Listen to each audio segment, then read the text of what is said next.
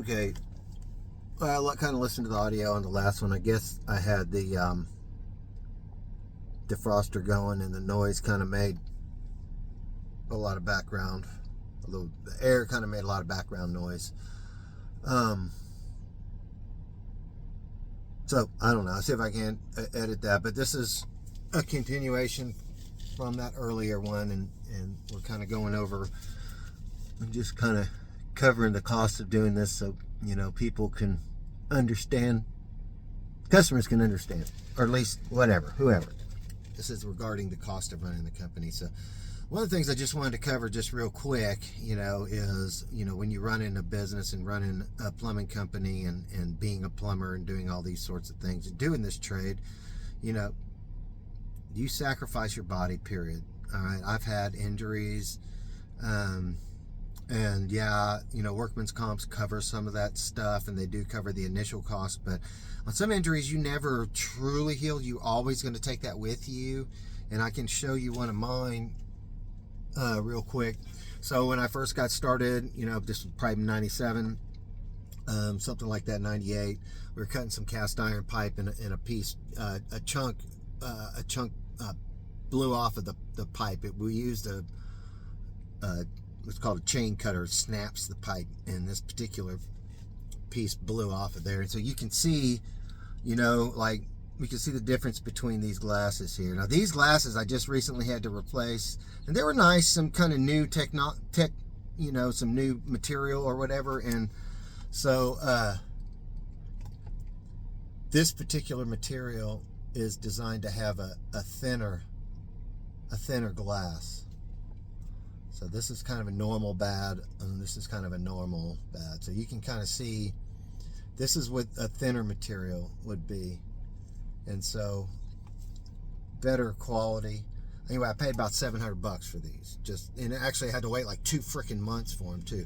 So you can see the reason why, if you look at this eyeball there and that eyeball there, you can see there's one that's had some pretty serious damage to it in the they keep getting worse. So now these two, it's really screwed up, because it's like looking through fishbowl, regular fishbowl. You can see kind of the difference between the size of my face, like here. So when I put these on, one eye is looking through a different perspective. So if I close one eye and look at one other, my left side is going to have a smaller perspective. So when I'm talking, you see me walking like that, that's because it's messing with me. So that's one of the things you get, you get to deal with is that sort of thing. And that's, if you're wanting to get into this trade, you have to account for that sort of stuff. You can avoid the injury by following every safety procedure, which is the most important thing to do, and I highly recommend it. But that kind of goes towards what, you have to account for that when you do the work. So you don't let people pressure you into doing things that you shouldn't do, or really make sure that you take into account those, get as much training, understand the safety precautions. Although they are a pain in the ass and most people hate messing with them. I just made a wrong turn.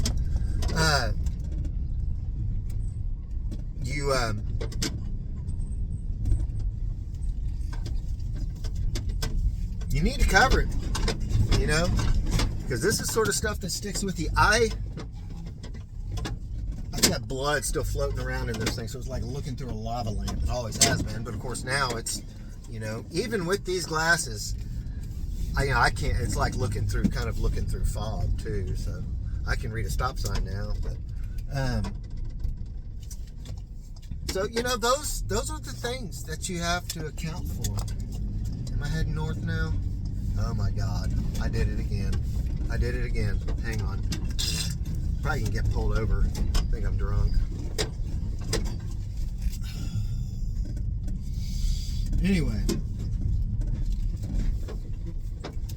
So we talked before about the cost of doing business.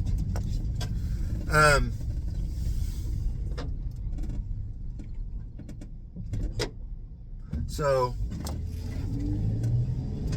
a couple things. Right now, by myself, I'm running about $15,000 a month before I can take anything away at all. That doesn't include fuel. No, I think maybe it does. But it doesn't include health insurance, stuff like that. Doesn't include everything, but that's about. They can run higher than that. It can run lower. That fuel can run anywhere from $25 to $45 a day.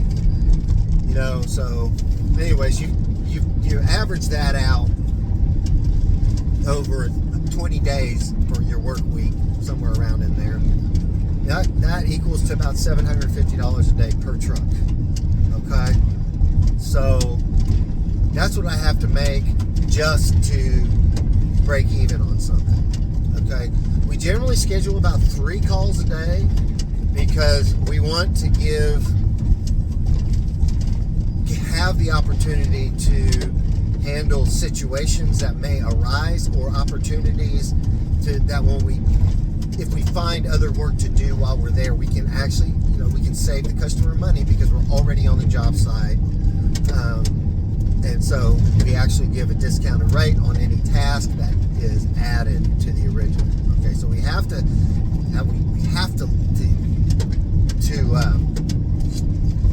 need to leave that room in there because, number one, we're here to make money, and so we need to try to get those additional costs. But it's also necessary, for not to overload ourselves with the schedule. Because if I had 5-6 calls a day and one blows apart on me, and we got to cover the cost of it.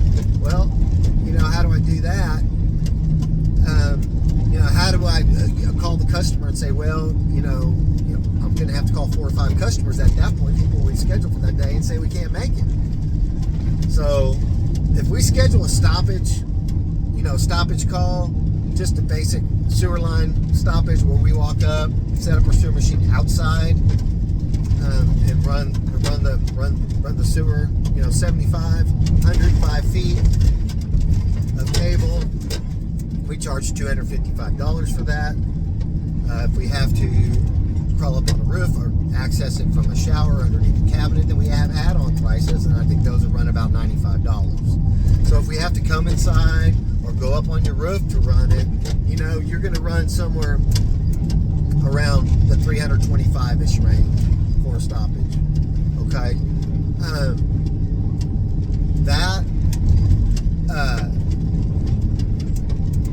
that's going to take probably about 2 hours, hour and a half, including drive time, how everything's set up. It can very easily take more if you got to clean roots off your cable, if you got to pull it back once to change your sewer cable head, or if it's heavy grease and you can't just clear it, where it's a soft stoppage where you got to run it back and forth. These things can take extra time, and you don't, because it's an upfront set price ahead of time, it really doesn't matter. So there's some variables in how much time it can take. Okay, so at best we're going to make just simple stoppage, access on a roof, $325. Okay, if we have 3 of those in a day, that's what, $975. Okay, so that gives us what, $225 worth of profit that day. To be honest with you, that's not enough.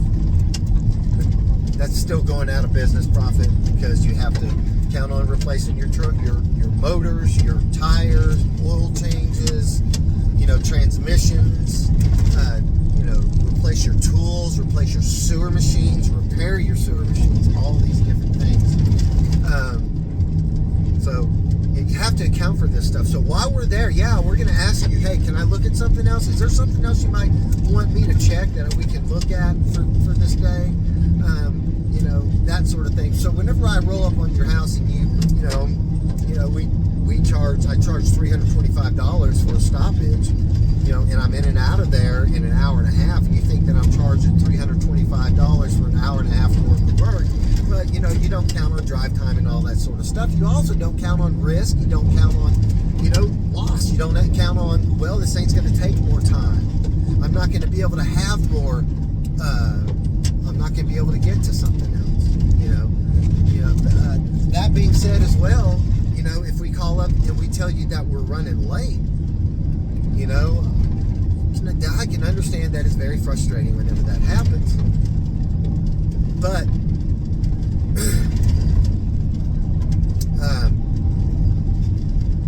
how would you feel, you know, if we just said, oh, well, I ran out of time. Time's up. I got to get to another call. I know your drains are still stopped up. I do need you to go ahead and pay it because we did do the work. Even though we get it done, there's something wrong. We'll have to come back, which will be another trick charge, right? Just a joke. Obviously, we're not going to do that. Or let's say we did find something new or something more, and it took us a little bit of extra time. You know, do you really want us to do the same thing and say, oh, well, you know, the water's turned off, we got to go? You know, no, we're going to stay on that job and get this thing done for you. Regardless, because, you know, our job is there to keep, you know, to keep everything going for you.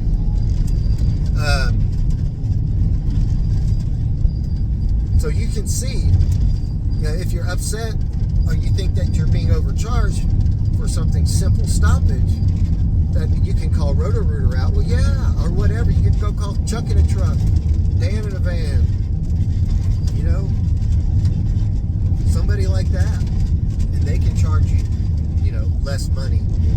You know, but regardless of whether I'm, you know, going out there to, you know, replace a fill valve or, you know, put in a $2 part, my costs are the same. It doesn't matter. That's like, you know, and I'm not comparing myself to a surgeon, but or a nurse, or let's just say, you know, you're going to go call a surgeon, a nurse, a doctor, or whatever to come out and put a fucking Band-Aid on. Well, it takes you 5 minutes to put a Band-Aid on. But you know what? You know, it's that cost. And let's say this. Let's say another thing. You say, well, you know, I do have to go to a doctor for this simple procedure, but I can actually perform it. I can go pull my own tooth. I don't have to go there. You know, I can pull my own tooth from somebody. You don't need to go to a dentist to do that. Come here, I'll do it. You just come to me. I can pull your fucking tooth. Well, technically, maybe you can, or some other thing. That's just an example. But you know what? You know, yes, you can do that one thing, but can you do everything else that person can do? If you're handy Andy out there and you're like, yeah, I mean, replacing a water heater, I mean, what? You got water, you've got gas, though, and maybe you hook up a vent or electricity. It's like 3 connections. It's nothing. It's quick, easy. Well, no, it's not. There's a whole lot more to it than that. You can kill somebody's sperm out. Or, you know, stoppages or anything like that. You know, yeah, you can do these things, you know, and you can undercut us the money and different stuff like that or whatever. Well, then, you know, if we're doing work that you can do, you know, if we're not doing that work, well then, and we don't have anything else to do, well then we're going to run out of business and we ain't going to be there when you need us or whatever. Or what happens if you ain't got anybody else to do that stuff? And we don't do it anymore because there's no point in having the equipment to do it. So you got to understand that as well. If I go out to a house that, you know, I roll up there on my track hoe and I can just drive right up into the backyard. I don't have to take down any fencing. You know, I can just bury it pretty quick. I don't have to do all these things, and it's just kind of in and out. You're on the job. Well, no, I still have to account for the loss. I still have to make the money based on the days, based on my expenses. So to compare me to come out and go change out a $2 orifice, you know, to convert a propane, you know, a propane tank, or to convert a propane grill into a gas grill, right?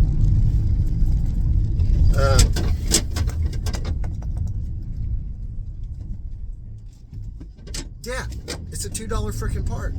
But I gotta drive out there and I gotta take your damn grill apart and get access to that orifice and pull it. And depending on what it is, where it is, I mean, some of these things, you know, if it's the backside of a back burner, you know, a lot of that stuff is in between the lid. You got to have it half open one side, half open the other side. Then a special wrench doesn't fit because you got to take the special elbow out that has the orifice in it, you know, and change those things. Well, I mean, come on. Yeah, it's going to be a $2 part. But in plumbing and service plumbing, what drives cost is what we call access. How long does it take to get to that? If I got to go tear up your house to go replace 2 foot of pipe, 2 foot of drain line because it's broken down, yeah, you got to pay for 3 days of labor. You know, you may pay $5,000, $6,000, $8,000 for me to go out and spend, you know, 2 hours to replace, you know, to make a $400 repair. It's access, safety, risk. If I got to crawl underneath the house and I got no help, yeah, I might be in and out of there. It might take me 15 minutes to get in and out of their house. But if I got to go crawl around a crawl space, go crawl around a stem wall, and there's not a straight shot from there to there, you know, what happens if something goes wrong? What happens if something goes wrong? What if if it's just me? What if it's just me and I'm thin and this is a tight spot, right? What if it's a tight spot that I got to get into? And I mean, am I supposed to just hire a helper that's going to be just as thin as me? Or if I'm a big plumber and I got a thin helper, am I going to send him in there up underneath by himself? And what happens if he gets stuck and I can't get to him? You know, this is what we have to account for whenever we're crawling underneath houses. This is what we have to account for whenever we're digging. All of these things are different costs associated with it, and different risks. You know, the inevitable risk of me just, you know, what happened with this eye? You know what, workers' comp paid a certain amount to fix it, and it was expensive, and sorry for them. But you know what? Overall, it's still costing me more money. You know,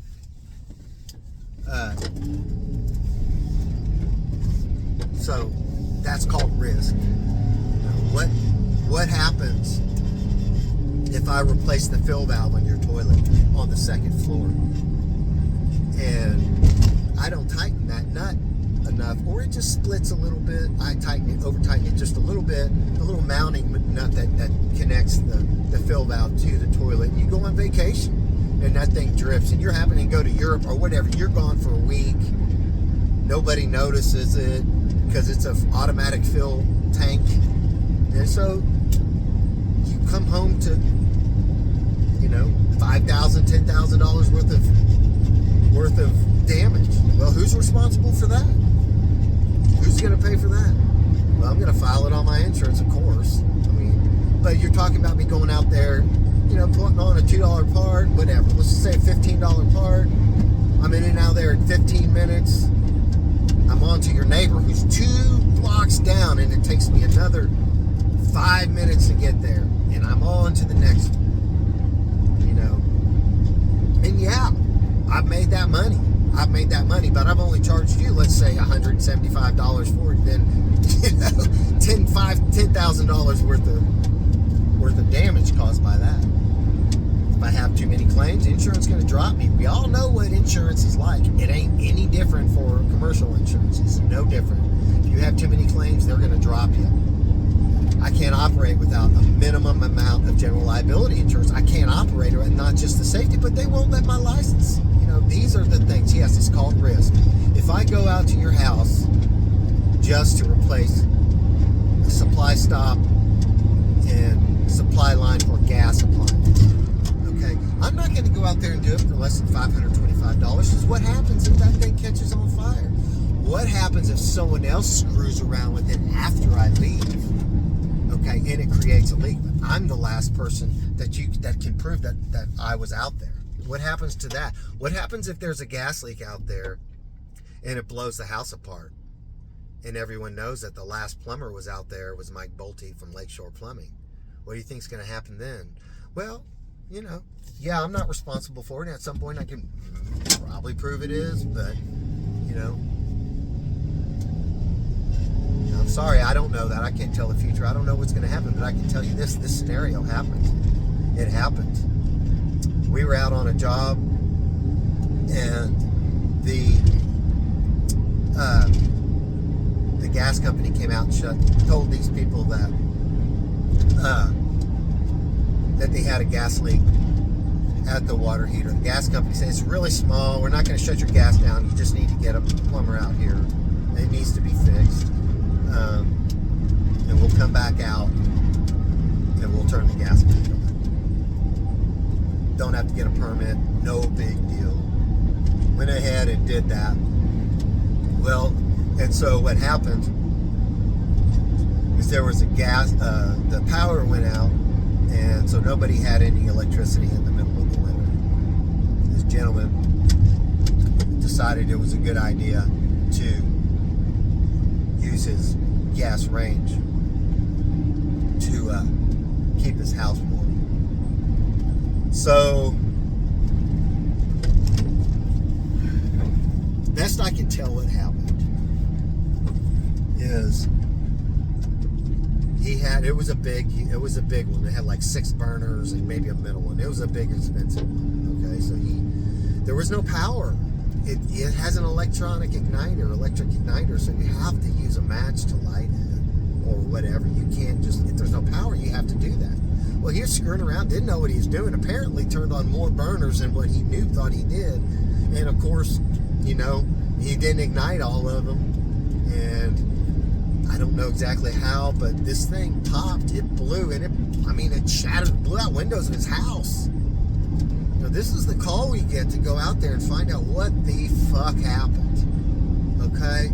Yeah, it ended up not being our fault, and we were able to prove it, but initially they thought it was us. Okay? This happened. It happened. It happened to me. Just a little stupid stuff. The things you got to understand, just the dangers that you guys can happen. There's been houses that have exploded filled with propane or with natural gas, and they are such a large explosion, the house doesn't catch on fire. Nothing catches on fire. The house just gets blown to pieces.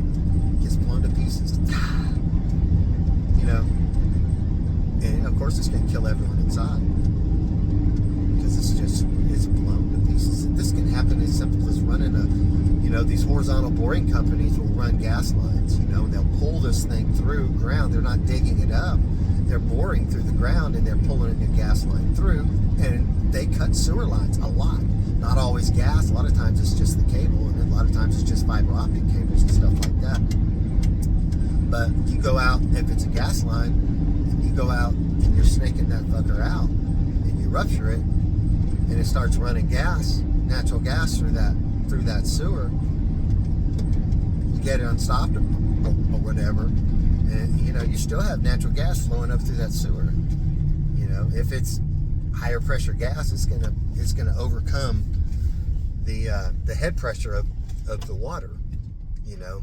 And if everything's all right, all that gas is gonna vent up through the sewer, through the drains, up through the vents that go through the roof. And it's not really going to be that big of a deal because natural gas is lighter than air. It's going to vent up to the atmosphere. It's not going to be a whole lot. But if you have a leaky seal on your toilet and you don't know about it, well, water's not leaking, but air's leaking. If you have a trap that ran dry in your water heater closet, and it's going to fill up the house, and then you come in and turn the light switch on, or the alarm goes off, or the thermostat clicks, or something like that, and kaboom.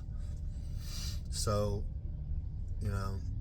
I don't know exactly if that's what caused those things to happen, but that can cause those things to happen. And so if you want me to go out and rig your drains together or do something because it's going to be cheaper or whatever, you get Handy Andy to come in and do something after I've already done work out there, You know, these are just stuff. I'm not saying it would happen, but I recently was on a job. This lady stiffed me for $250 because she thought that I should have done my job differently. I don't know, put a drain on without a trap so she didn't have to get a more expensive ice machine that had a pump on it. Well, no, I'm not going to do that. I'm not going to put a drain with no trap on so you don't have to buy this thing. Well, it was outside, but you know what's going to happen if something like that happens? Natural gas can get into your sewer mains, sewer lines, and it can get inside your house. Well, this person, you know, I'm out $250. Well, right now, $250 is groceries. $250 is groceries. I had to borrow money because that person didn't pay. And of course, you know, whatever. I'm the thief. It's my fault. Anyway, so there's that. And those are the things. Those are some of the things, you know, that we have to account for whenever you ask why something is so expensive. Well, that's the reason why. That's part of it. It's not just about the cost of material. I mean, it's risk. It's risk, people. Everyone else gets to have risk. And it's not just that, you know. It's having to, you know, what happens? I go out to your house, and what if I get 3 calls? You know, I get I know it's $255 for a regular stoppage, right? You get mad that I cost, you know, $90 extra to come inside your house. Well, I've got to account for protecting your you know, your finished surfaces in there. That takes extra time. You know, what happens if the cable slips out of my hand and it, you know, nicks the molding on the side of your door, and it has chips a piece of the paint off or something like that? Well, you're not going to be real happy about that. You know, you're going to have to repaint that, at least that whole piece of molding. Maybe replace it if it you know, chipped the, you know, it's little stuff like that. It's not just about taking the time to protect it. You know, I'm not going to go turn in a claim for that for you to go get somebody to come out and, you know, replace that. Well, then at some point, either, you know, I'm either going to cover the cost myself or knock off the cost for you to knock off the job. Well, I lose that money. It's a risk. It's risk. You look at me like I'm an asshole. You don't understand that. Well, let's talk about something else. Let's talk about when people rip you off, when people steal from you. Okay? If you own a restaurant or hair salon or a convenience store, you know, you have the cost of operating that, and that's not cheap, and you have to cover the cost of that. So understand this, I have the same cost of you. I still have to have a shop.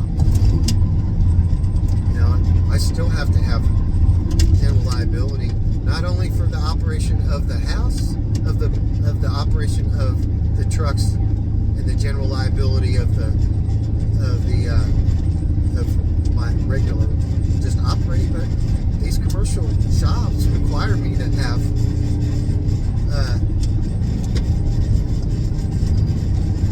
special insurance to rent those shops. I still have the same stuff. If somebody comes to your place of business and they enter inside your place of business, okay, and they purchase your services or your products that you sell, or both, and they agree to pay that amount, and then when they leave, either they don't pay, they leave out, their credit card won't work,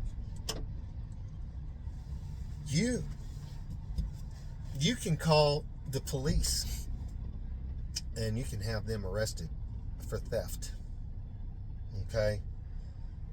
Now, they can arrest them and they put them in jail, you know, but if they don't have the money to pay it, at that point, you know, your loss on the money, the time you spent, the material, whatever, if you can't get that, you know, if you can't get that product back, whether it's food, shampoo, plus the cost of the labor that it takes you and the expenses that it takes you to run the business and operate that, you're out that money, at that point, that becomes a civil matter. You can't come after that person for that. Now, here's the difference between you and I. People can't take their house to my shop and have it worked on. Okay? If they did, if they could, and they entered my shop, my property, and I did that work for them and they didn't pay, okay? It's very similar. Car mechanics are the same way. I mean, there's a very simple, they're generally not going to be able to get you for theft because you actually leave before you pay, generally. Now, they can keep your car, and that gives them a certain amount of power, but they can't necessarily make you pay because it's a civil matter at that point. It's the same thing with me, okay?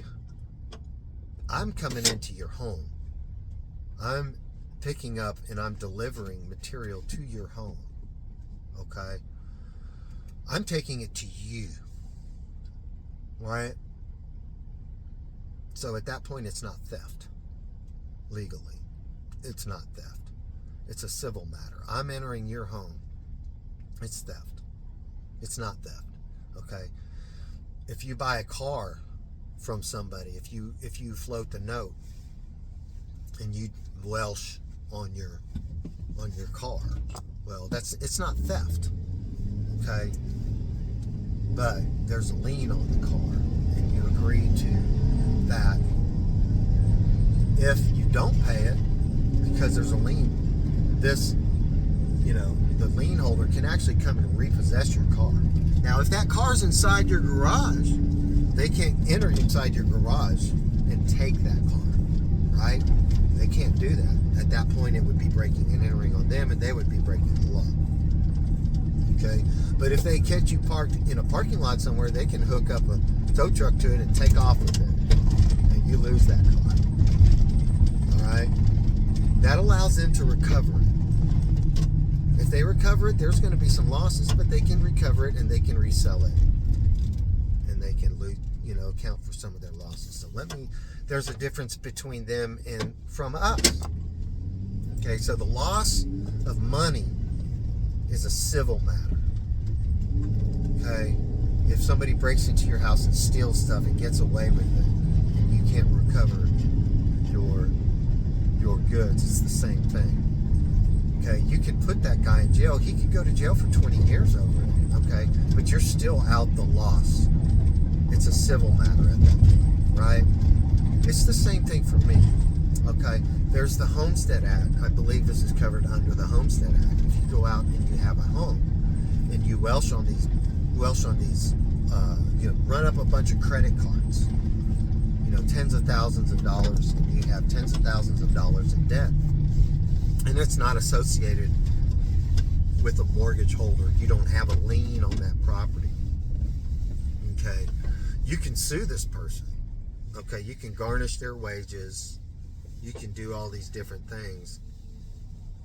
Potentially, you got to go through the expense to be able to do that. You get a judgment, you still got to be able to you got to be able to get it from them. That's a whole other story, a whole other. Anyone who's sued anyone, and actually has been able to collect on it. Yeah, we all know what that's like, right? So there's two aspects of that. It's inside of your home, right? It's also part of the home. If it can't be taken out of the house. I can't enter. See, I put in a water service and you don't pay me for it. I can't go dig up a hole in your yard, despite that it's inside of your house or not. It's not inside your house, right? I don't have to break into your house to do it. I don't have to tie on. I can dig up the end of that water line out inside the easement without entering your home. And I physically, not technically, but I could, manually, grab onto that piece of pipe, dig it up, grab onto that piece of pipe, tie onto it with a chain or whatever, hook that chain up to my truck, and I could drive off and I could rip that son of a bitch right out of your front yard. Tie it, wrap it onto your house, and just grab it. Okay? Well, the law protects against that. You can't just affect somebody's home because it's where they live. And you can't just take these things from somebody's house. Well, I mean, it's somebody's home, dude. You know, yeah. I mean, I get it. We shouldn't be able to go interfere with somebody's house without their ability to live. You know, water heaters are an integral part of that. You know, if you have kids and you go broke and you can't afford this stuff and you don't have hot water, you know, and your kids go to school and the school finds out that you don't have hot water, they call DHS. They can fucking take your kids because you don't have hot water and you owe, you know, $2,000. Well, you know, should I really be able to come repossess your water service because you felt, you know, hard on your luck, you know, and then in that case, because these things happen, you know, you lose your kids? Is that fair? It's kind of fucked up, right? Shouldn't be able to do that. I agree. Shouldn't be able to just come up and you don't pay your roofer, he just starts, you know, taking the shingles off your house. You know, there's a video out there where somebody didn't pay a tile guy, and he comes out, you know, the homeowner's, you know, sister is there, and she's not aware of what's going on, and let the tile guys of the contractor come in, and he decides to repossess his tile. I mean, I don't know if this is legal or not, you know, but he did it. It wasn't breaking and entering because he was allowed access by the person who was watching the home, who the homeowner had as a representative. She allowed them to enter the home as an adult, and they took, I don't know what happened, but it was pretty gratifying. These people basically tore up her bedroom, tore up her shower, and took the tile. I don't know if they took it, but they just took it. You know, they you know, basically. Now I imagine that's probably a crime and probably vandalism. I don't really know. Okay. But you can't do that in Oklahoma because it's an integral part.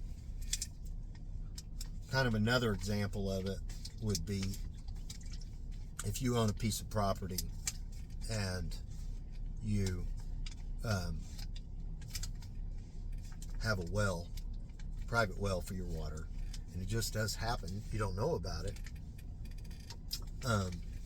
that your neighbor is actually using the water off your well, using your well, tied onto your water line.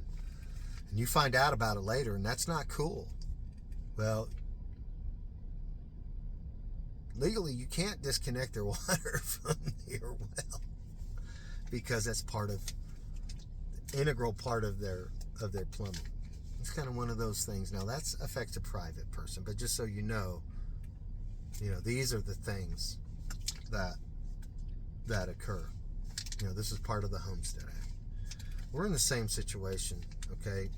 I can spend, you know, $5,000, a $5,000 job, you know, and spend, you know, $2,500 in material for that tankless water heater, something like that, and you don't pay the bill.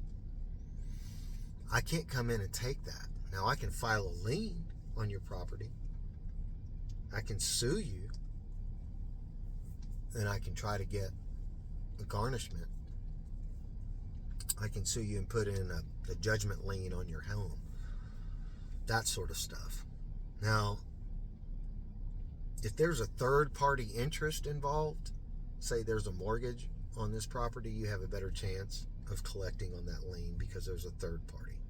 Third party would be if you're selling the home and it goes through sales and there's a lien on the property. The third party interest would be the buyer. So they will put pressure on you you'll have to pay that off. There's a third party interest. Okay.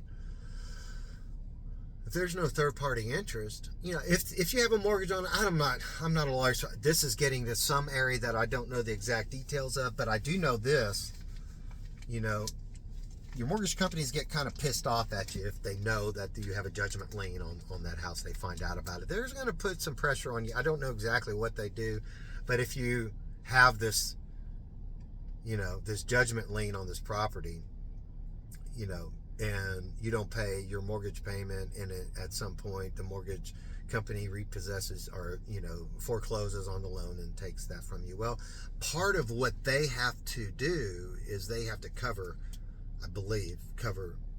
that their part of their loss is associated with my lien.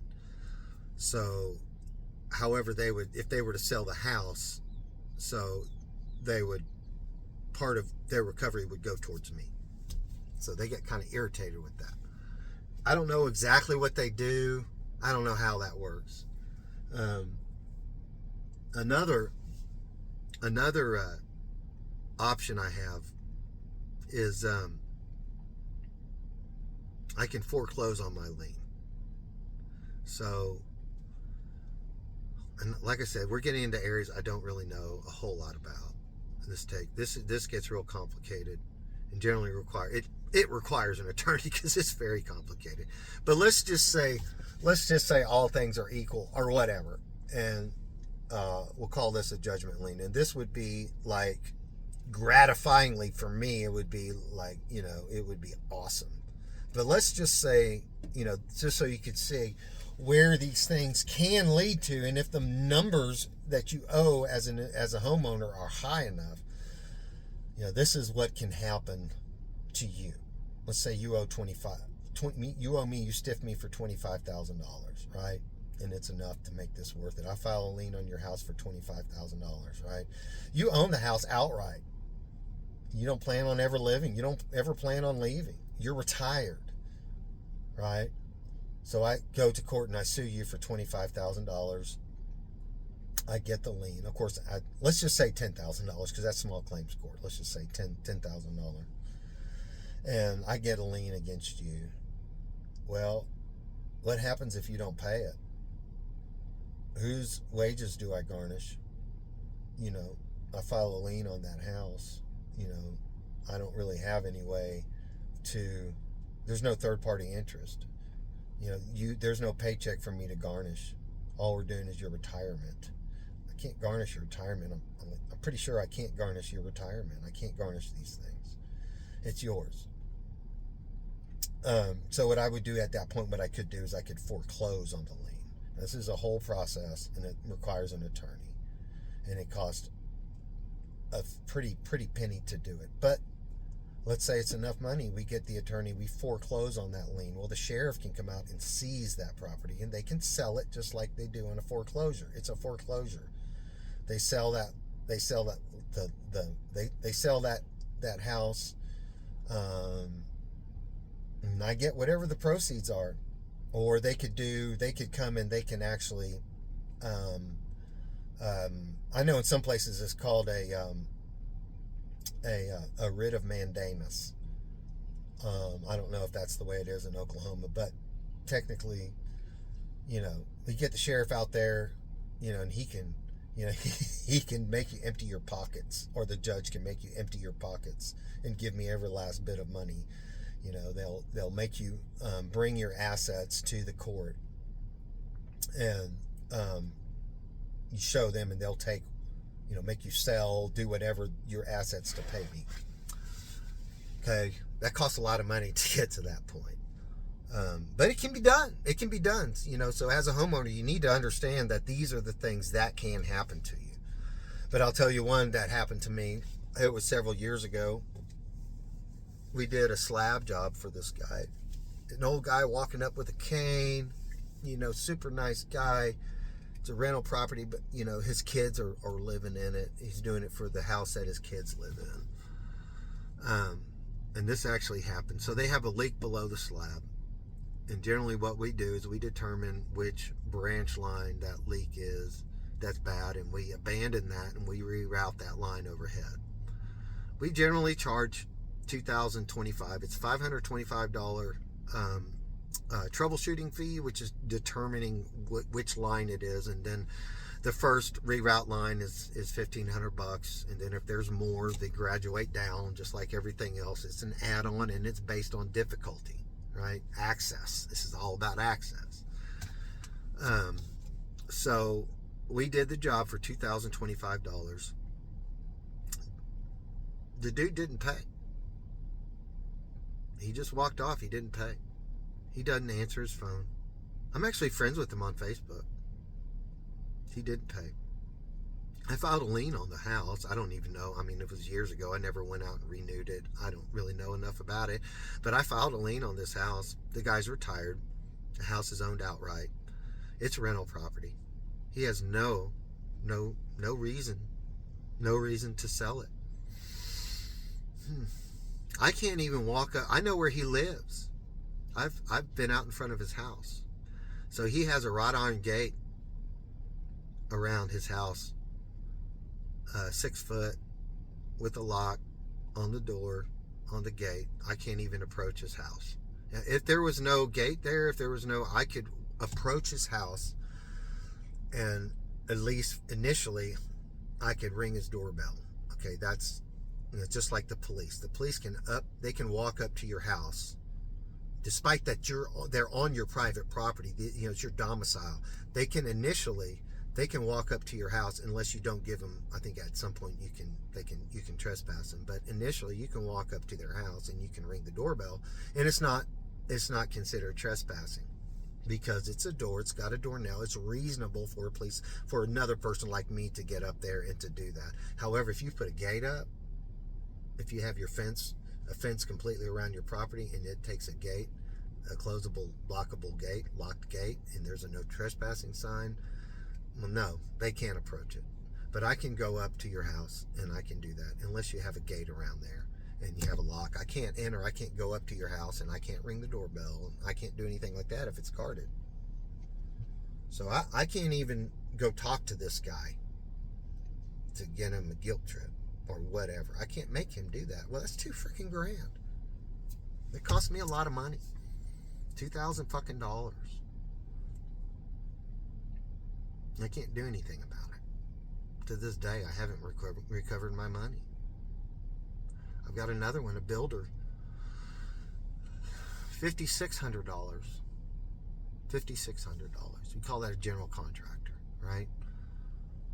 Well, some of you general contractors, some of you contractors think you own businesses, think you're a boss. You ain't no boss. Okay, this is what happened.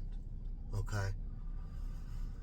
So we got stiffed by this house, by this builder. Okay? Now, I waited. You have a certain period of time before you can file a lien. You have to file a lien within this time period, right? So this builder owed us money, and we had given him the benefit of doubt and communicated with him, and he communicated with us, and he said, I will have you this money by this date. Okay, and he did this a few times. At one point, I finally said, hey, it's getting close to the end of what I have to,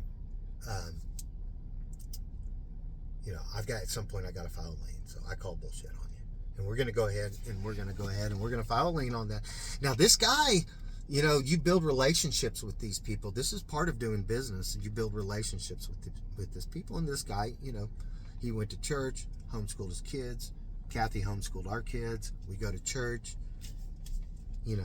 This is the type of relationship that we built with this guy. It was a referral from a guy that goes to my church.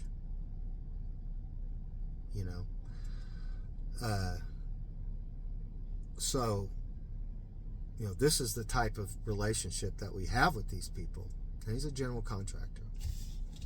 And so, he was going under and wasn't really telling people. Okay? He didn't tell the homeowner. He had done a set price for this homeowner. He said he'd build it for this price. This guy had saved up his money. His wife had saved up their money. They had the money to pay cash for this house. They didn't get a mortgage. They paid cash for it.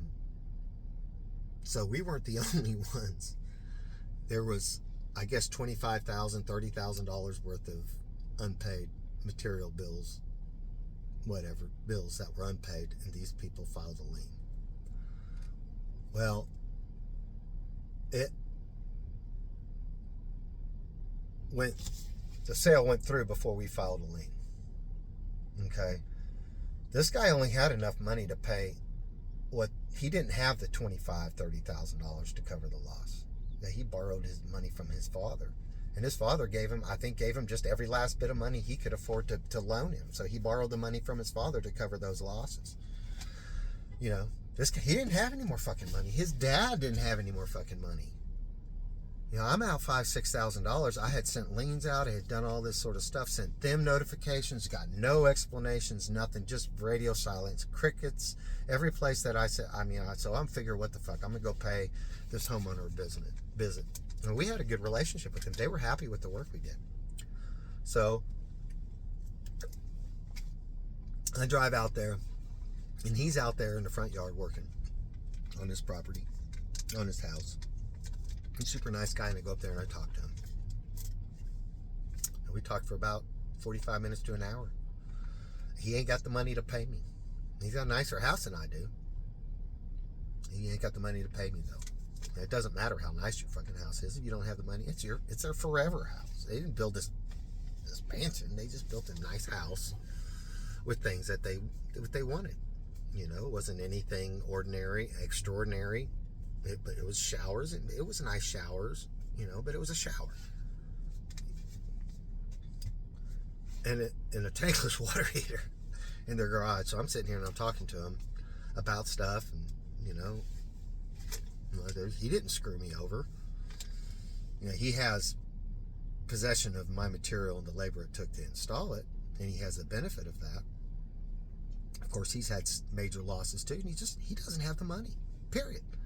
So, am I supposed to just, you know, I've got a lien on that thing. I think I do. I don't know what happened. That thing already went on sale. Maybe there's a lien on it now. I don't know. You know, it's $5,600. I'm sitting there and I'm talking to him about the water heater, or I'm talking to him about everything. And I'm looking at the water heater. I pay for that water heater. I pay the guys to install that water heater. So, this builder, he didn't pay us. Part of what he pays for is labor. Okay, so if you're a contractor and you do 1099s, 1099 employees, you're not a boss. Okay? If you stiff somebody that has employees and they have to pay their wages, well, first of all, that makes you a piece of shit, in my opinion. I'd like to tell you if I could see it to your face. You know what I would like you to do? I would like you to go walk out to the highway, walk along the side of the highway, along the shoulder, and I'd like to see you take a left-hand turn and just walk right out into fucking traffic. That's not really true. That's not really what I want to do, but that's how it feels sometimes. Because let me tell you what'll happen. If you stiff me, how am I supposed to pay my employees? If enough of you guys stiff me, you know, I don't have the money to pay my employees. They don't get a paycheck. Well, number one, it's going to really fuck the relationship with us. But on a legal matter, it's going to get the Employment Security Commissions involved. Okay, and they're going to take this shit real serious. They shut you down. They'll take my state license. They'll take my, you know, I have to have a state license to operate. I have to have a state contractor's license. I have to have a city contractor's license for every city that we work in. And I have to have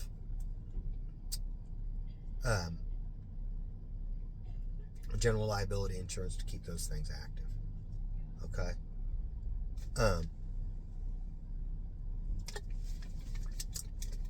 My employees, plumbers, have to have, in order for them to work unsupervised, they have to have a journeyman's license. They only have to have a state journeyman's license. There's some cities that require a city license, journeyman's license. In order for me to have anyone else that works, they will have to work under direct supervision under a journeyman at the minimum. Those people also have to be registered with the state as an apprentice, and it's fair because they should start their time. It takes 3 years. In plumbing, it takes 3 years of apprenticeship to be able to qualify to take the test, and you have to be able to prove it. You have to go to your employers, and they sign affidavits showing that you work these hours. But if you don't have a registered apprentice card, you're out on a job site, you can't even touch pipe. If we're on a job site and I'm a journeyman and I'm doing the job, an inspector shows up and my helper or whatever, just some dude I hired off the street for a day, and he's not registered with the state, the inspector, if he wants to, he can throw him off the job and say, you can't have that helper work for you until you get a journeyman or get an apprentice card for him. So, this is what can happen regardless of who you are when you're in these trades. You're licensed through whatever state you're in generally. That's the overall license. And in Oklahoma, it's the, I should know it.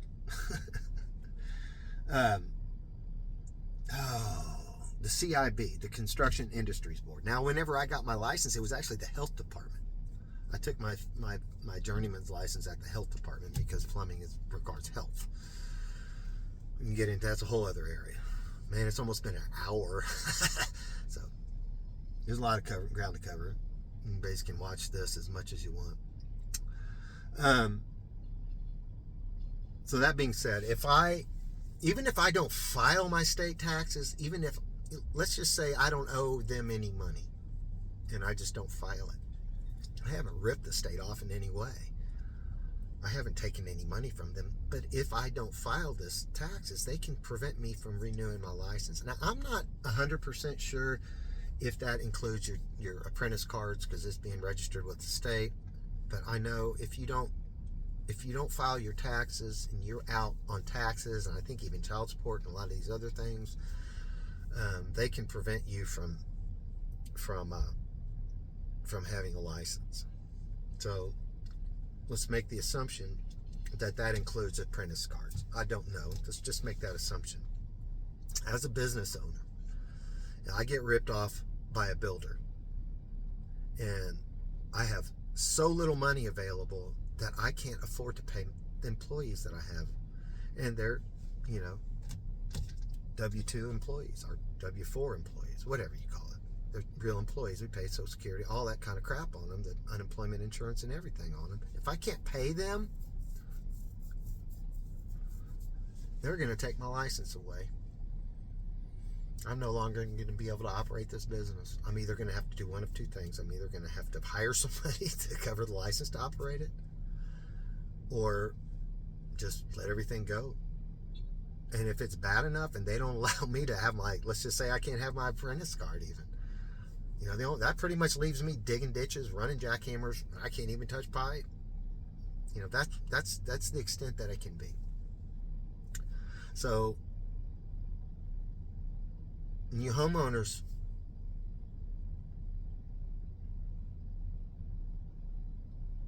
are hesitant to pay your bill, or even hesitant to pay a down payment. We're taking a much greater risk than you are. Yeah, Chuck in the truck, Dan in the van, out-of-state roofer, you pay him up front. Yeah, they can disappear. They don't have state licenses. There's not much you can do that. So whenever the news and they tell you not to pay your contractors up front and different things like that, and that's, in these situations, if there's a scammer, you do need to look out for that. However, if you're an established business, if you see that I have a Google page, which is not easy to get anymore, a Google My Business page, it takes a little bit more to get that. If you see that I have a presence, if I have a website, if you see that I have 4, 5, 6, 800 5-star reviews on Google, if Google tells you I've been in business this plus, it's true. You can't cheat Google. They'll fucking find out, and then boom, they'll disappear off of. They'll drop you quick. And they'll drop you even just for like an address change. It happened to us. 2 weeks or 14 days, our Google, my Google business page was disappeared. And I can go on other things. I've got to go get a tool, go get a couple parts. But I'll tell you something else just before I go, while it's on my mind. One of the things that we rely on very heavily is reviews. It's like word of mouth, and except it's something that's presented by Google, and a lot of people do it. And we really, really, really strive to get as many 5-star reviews as we can. Now I've got, what is it? I'm at 480, 416, 400 something, 482. I can't remember. 482, 602. I can't remember. Our Google rating overall is 4.9. It shows up as 5-star rating, but it's 4.9. We've had, I don't remember, 7 or 8 single-star reviews. I think over half of them were bullshit, but somewhere around the number were legitimate. No, we fucked up.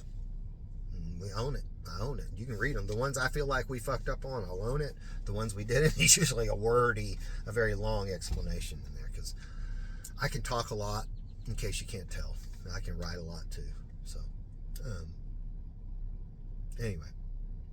So, we did a job, or tried to do a job, went out on a service call once. This lady called in for a stoppage. Okay. The scheduler, dispatcher, took the call, kind of gave her an idea of the price of what it was going to be. We don't do a whole lot of pricing up front, but she asked how much a stoppage was going to be, and that's pretty simple. We tell them it starts at $255. Well, she mistakenly said $230. I think $235, $230.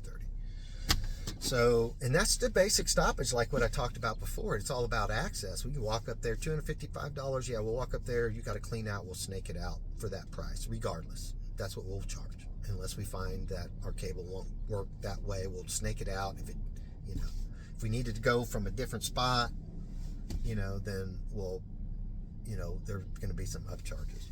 So, our plumber went out there and talks to a lady.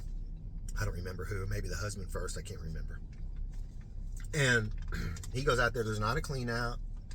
And so he's talking to the customer. He's giving them, okay, well, it could cost this, just heads up. I mean, it's what we do. We go out there, well, we can't see through the ground. We don't have crystal balls or x-ray glasses. We just can't see that shit. So we need to prepare you for what could happen. Okay, that's part of our ethics. We need to do that. It's hard. Plus, it's hard as fuck to collect if we all of a sudden, nobody likes to spring, oh yeah, well, I had to do this, and this, and it costs more money. Well, shit, you didn't tell me that. That's a hard one to take. So we talk to them about it up front. So he talks to her. Well, that pisses her off. Because number one, we'd given her, we had undercut it by $25. So all of a sudden she's mad about that. And we haven't even done anything. We're just talking to the lady. We haven't done anything. Just talking. And so she gets mad about that, and then she's mad about everything else she said. And this is what she does. She walks up to me and she says, Lakeshore Plumbing is not doing any work out here. Okay, that's very hostile. That's practically threatening. She clapped in the guy's face. I don't know how close she was to it. I'm sure she wasn't right on with him. I'm sure she was 6-10 feet away. Who knows? Either way, it's hostile. We can't be inside your house if you're being hostile. How do we handle that? If you're hostile to us, we have to assume at some point there's a potential that we may have to defend ourselves. And how do we do that inside your house? Okay, I'm just saying it's the potential. That may be dramatic, but this is what happened. So he left. He did what he was supposed to do, and he left. Because she said, you're not doing any work. Well, there's no point in us staying there if we're not going to do any work. So he leaves. And I wasn't privy to all of this stuff because Robin, who's our office manager at the time, dispatcher, she was the one who ran the office. We had a dispatcher too, Stephanie. Both of them my sister-in-law, by the way. Great people, awesome people. Robin, amazing, incredibly amazing. So this lady wants us to send somebody else out, but we don't have anybody else out.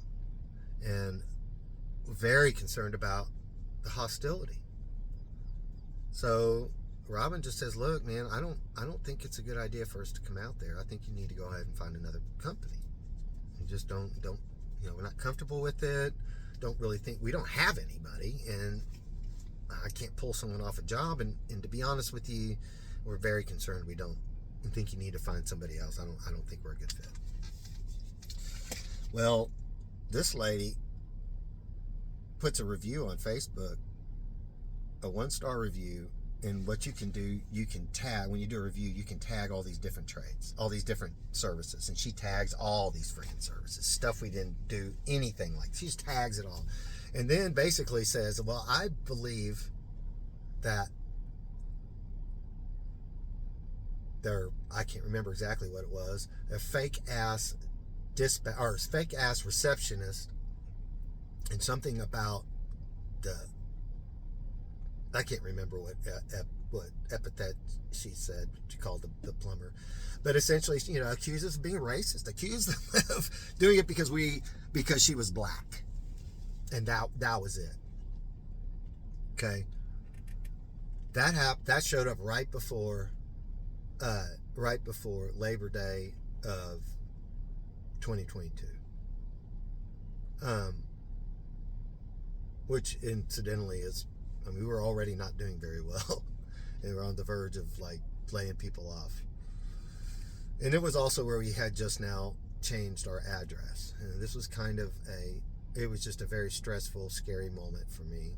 So we get back. I'd already known that it happened. Okay, and it was it was kind of ridiculous. It was funny. It's not true. We have a lot of 5-star reviews, but then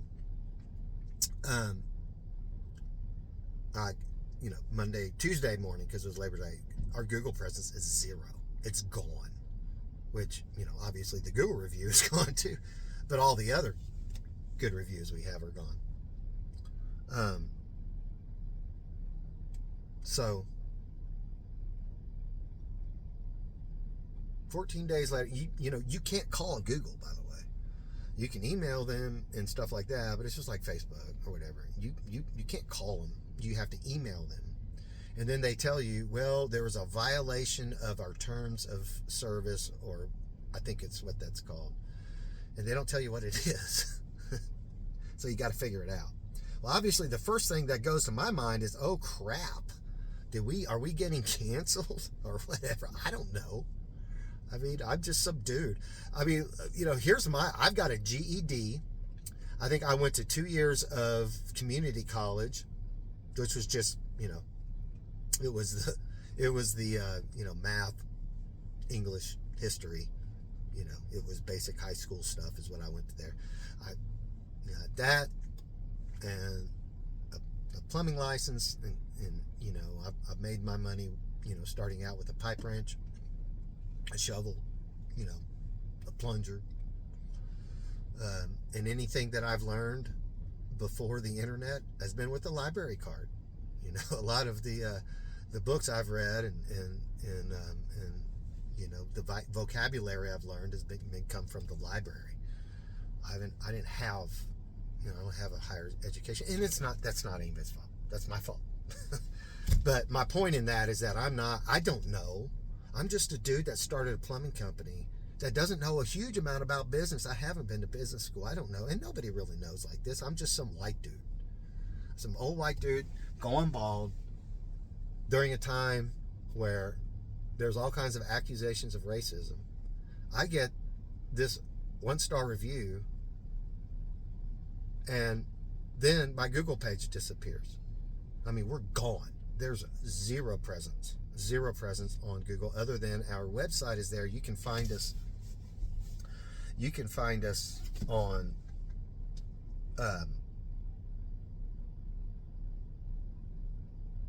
You can find us on our website. You could Google Lakeshore Plumbing. You get to our website. The keywords, I'm not so sure. We might have been able to get there through keywords. I'm not 100% sure. That's another way you do it, is through SEO. And there's other things now. Just search engine optimization. And that can adjust the ranking of your website, ranking on your Google Maps location, all these different things. Well, we had disappeared. So, if you didn't know who we were, or it wasn't a referral, you weren't going to find us. And that was that way for 14 days. So, we worked really hard. Now, I'm not a fucking racist. I'm just not. I don't care what you say. I'm a white dude, whatever. I have prejudices, just like everybody else, but that's not because of somebody's a race, because of, it's going to be a prejudice of maybe how somebody looks, the clothes they wear. If you look like a tweaker, I'm going to call you a fucking tweaker. And I'm sorry, if you're black, I don't fucking know what you are. I don't see that. Now, if a white dude, I can kind of tell if you're a fucking tweaker. There's a few other things, but I don't know. I ain't trying to call anybody out for being black, but whatever. Yeah, we had minorities that worked for us even at the time. Black dudes, great guys, very, very, whatever. I did not hire them because they were black. I hired them because they worked hard, because they proved we always, the way we generally hire people and do hire people is we'll take them out for a test drive. We got some day labor. We'll go pay them $200 a day, run them, work them, depending on maybe $160, $200 a day to come out and work like hell. We pay them cash. We'll decide if they're good or if we just need them. We keep resumes out there, and people call in. We would take some of the resumes and we'd say, hey, we got some day labor for you if you want it. If it's enough work, bring them in. That's how we do it. And if they're good, then we'll hire them on. And that's how it works with everybody. Whether you're Hispanic, and we've had Hispanic, I feel like I gotta say this is, whatever. Most of the people that we have were white. Okay, but that's who was there. That's who applied, and I hired people based on their merit, and that's what we did. But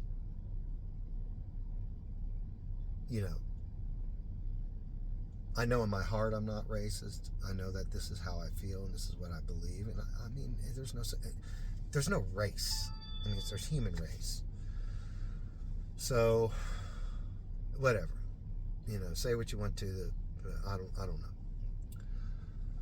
Anyways, that review just recently I just found out that review, it was on there for like 2 years, since 2022. I just realized it was gone. Maybe I don't know exactly how long it took it to go on, but I know it was on there like a month ago, because there's sometimes that I would go back there and look. Finally disappeared, but for this is like almost 2 years at this. Yeah, I can't get it off. Why? Because I'm a business. Because it's not considered bullying. Because it's not defamation or libel. Because she said she believed that's why it was. And it's very hard to prove that there was that I had a financial loss because of that. It's very hard to prove. These are some of the things we have to deal with. If you see that if you tell me that I'm charging too much, or you make these accusations towards my character, and you see that I might get a little upset, yeah, I'm gonna be pissed, because I started this business living in a 700 square foot apartment with a storage unit and a pickup truck in 2013. I didn't really get a real shop until 2019, something like that. So these are some of the stuff you got to deal with, man. Anyway, I got to go get some material for a job. I'm gonna go get it, and then I'm gonna head to the job. I'm gonna stop this for now. Anyway, all right.